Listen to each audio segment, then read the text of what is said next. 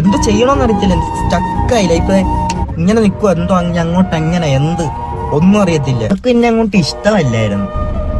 ഡ്രഗ്സിനോട് ഭയങ്കരമായിട്ട് ഞാൻ അഡിക്റ്റ് ആയിപ്പോയാട്ടെ. ഈ വീണ എന്ന് പറയുന്നത് അവിടെ ആയിരിക്കും, വീട്ടിലായിരിക്കും. വൈകിട്ട് ഒരു ടൈമുണ്ട്, ആ ടൈമിലെല്ലാം എന്നെ ഒന്ന് കാണും. എനിക്ക് എന്തോ എന്നെ ഭയങ്കരമായിട്ട് ഇങ്ങനെ ഇഷ്ടമല്ലായിരുന്നു അവർക്ക്. ഞാൻ അച്ഛനെ സുതിക്കൂട്ടാന്നൊക്കെ വിളിച്ചോണ്ടിരുന്നത്. അതൊന്നും അവർക്ക് ഇഷ്ടമല്ലായിരുന്നില്ലേ. സുതി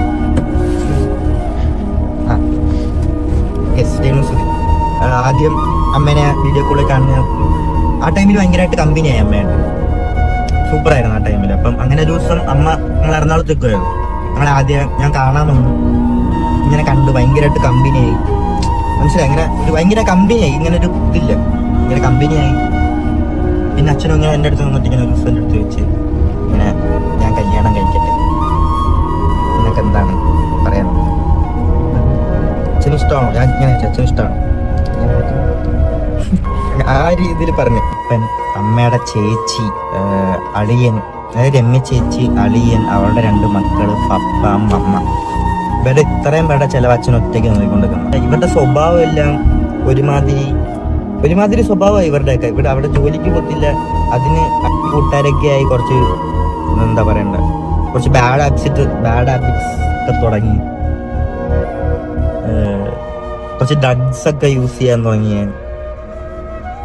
പിന്നെ അന്ന് വലിയ ഇതില്ലാതെ അങ്ങനെ പൊക്കും, വലിയ ഇതൊന്നുമില്ല, കുഴപ്പമൊന്നുമില്ല, അങ്ങനെ അത്ര അഡിക്റ്റഡ് ഒന്നും അല്ല. ഇങ്ങനെ പൊക്കോണ്ട് വെക്കുന്നു.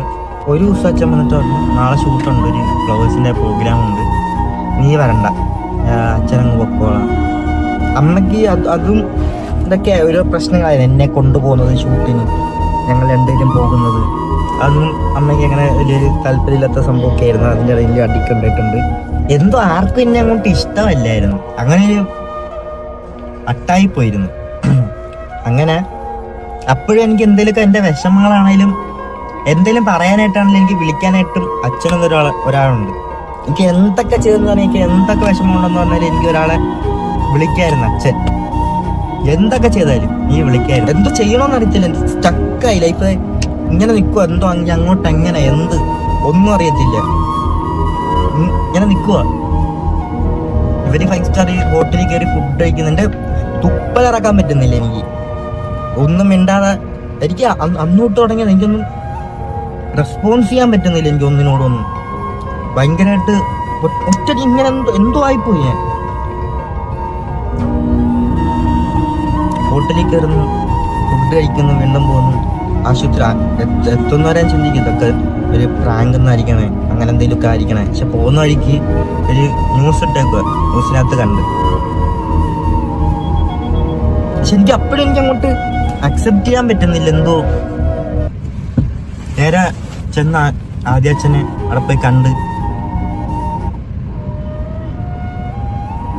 ഇങ്ങനെ അകത്ത് ഒരു ആൾക്കാരൊക്കെ ഉണ്ട്. ആൾക്കാർ ഇങ്ങനെ കൊണ്ടുവന്ന് ഒരു റൂം ഇങ്ങനെ തുറന്നപ്പോഴത്തേക്കും ഇങ്ങനെ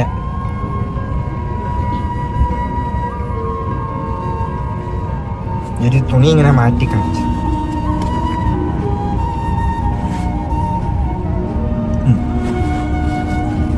അപ്പം ഇതായി മനസ്സിലായി. എന്നിട്ട്